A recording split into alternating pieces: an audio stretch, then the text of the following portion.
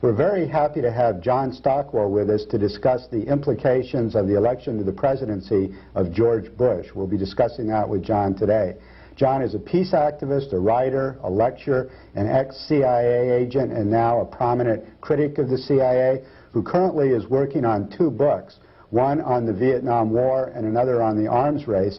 He's also been commissioned by Oliver Stone to write a screenplay about Central America and has been very busy lecturing, traveling around the country, and doing research since we last saw him on Alternative Views. So welcome back, John. My pleasure. And it looks like our crew didn't show up, so I'm going to have to do a camera, be a camera operator for all 3 cameras as well as participate in this. Okay, well, jump in whenever you feel like it. Man of many talents. Right. It's just like in the old days.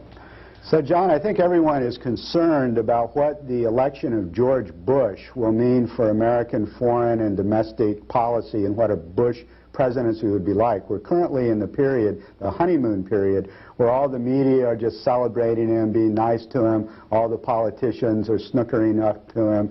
So let's give a critical perspective on the Bush presidency that we really haven't heard from our corrupt mainstream media. It's a tough one. This is, of course, the calm before the storm, perhaps. We have so little to go on. The man's been a vice president, politician. The responsible people say, give him a break, let's wait and see what he does. My own position, and then they say, well, he is such a chameleon, but he could go either way, so to speak. And they point out that he was historically more moderate than Reagan, who has always had a wild hair up his nose. But I personally am more of the school that I believe we do know a lot about this man. In fact, we know some things about him that are much more significant and frightening than what we knew about Ronald Reagan. Ronald Reagan was, of course, a committed conservative who was known to have a slightly defective mind. Who and had some proved that was the case. And proved it and lived up to, and had some harsh policies when he was governor of California. But Bush, this CIA directorship where he made these contacts, I worked for him. You know, I witnessed personally his supervising the CIA's covering up of illegal activity at the end of the Angola operation in early 1976. And he was actually fending off the hostile Congress. Instead of investigating and firing the perpetrators of crimes, he was fending off the FBI and the Congress on at least 3 or 4 major CIA criminal activities. What were those activities? Well, one was the Angolan operation, where we had broken a number of laws, much like the Iran-Contra and the Bolan kind of laws. And then we had conspired to cover up the breaking of the laws. And I mean, literally, we sat around the big oak tables and discussed the law. We went down to the library and read up on the law. And then things like, I remember one session reminding the boss, you know, don't contradict yourself. Last week you said, you know, don't contradict yourself. This week, if Senator so-and-so brings up a certain issue. And this one, he just plowed right into that one. And he was just telling the Senate, you know, the Congress, I don't know, I wasn't here, but I'm sure that I just find it very difficult to believe, but we'll look into it thoroughly. If you'll just give me some slack. And he was reassuring them. And with you know, him patting him on the head, they backed off and just never got back to it. He was also doing the same thing about the assassination of Patrice Lumumba, which was being investigated in that cycle, and also the Chilean operation, the killing of, you know, the Track 1, Track 2 ouster and killing of Salvador Allende in Chile, and he was fending off an investigation of that. In the FBI stuff, the Justice Department was investigating some of the mercenaries who had been involved in the CIA's Angola program.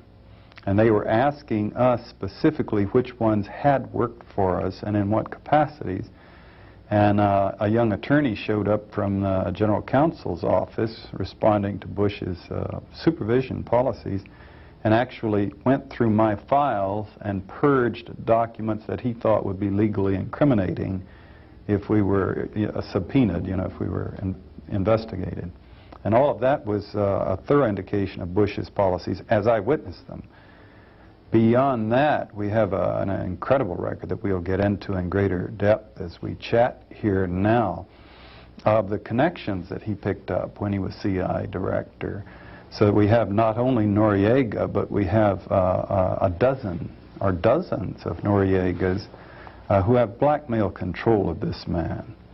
Now, one would like to give anyone the benefit of the doubt and say, hopefully they're going to be more moderate, but this man even wished he to be more moderate on CIA activities, would have an uphill fight, because that establishment has got so much dirt on him. And I personally don't believe he really has any desire or instincts to withdraw from them. I think he sees a secret world that goes back to that skull and bones thing at Yale, that kind of secret elite manipulation, the Knights of Malta. I think psychologically he's just deeply committed to a view of the world where there's elite insiders who are well above the normal laws of man and God. You look at see who's been the head of the CIA all these years, and it's been people who've been right up at the top and interlocked with the top people in the American power structure. It seems that that's such an important part, running an intelligence service, that the establishment people don't want any outsiders doing it. Well, what is the implication then of having an ex-CIA director, the President of the United States? This is the first time that this has ever happened, that someone who is so deeply involved in intelligence activities is actually the President. Well, it's a giant step towards the national security state is what it is. It's a huge victory for the national security establishment. And always remember that although it goes far beyond the CIA, but the CIA was created in the National Security Act of 1947. And the national security establishment has the CIA as one of the inner chapters, so to speak. And to have one of its directors bought into the thing totally and controlled by all of the illegal activities that he's been privy to and part of, it means just that. We've been watching and worrying, and people have been writing books for 15 years about the national security state. And this is a giant step in that direction, is what it amounts to. So does that mean that the CIA will have much more influence in current policy than they would have otherwise, and that Bush has this mentality, the sort of conspiratorial, covert action, interventionist view of the world that these people have? How do you think that might translate practically into an increased role for the CIA? Or increased influence on Bush? You get into some nuances or personalities, if you will. Overall, the establishment that the CIA represents is much stronger, having Bush as president. However, it's difficult to imagine the CIA being more dominant and active than it was under William Casey, for the simple reason that the man was wild, Wild Bill Casey. Right. And he was running poorly thought out, very aggressive operations in every corner of the world. Now, Bush has decided to go with William Webster. Now, Webster is no saint. As the head of the CIA. As the head of the CIA, which means... Right. Yes, which means the head of the intelligence community, because the CIA director coordinates all of the intelligence in the 7 bureaucracies. Webster is no saint. It's not that, that it makes you feel reassured. In fact, he ran COINTELPRO 2 in the FBI under Reagan when they were harassing the people who were supporting or lobbying against the Contras. And but what's the most ominous thing about this man is that the establishment exonerated him totally.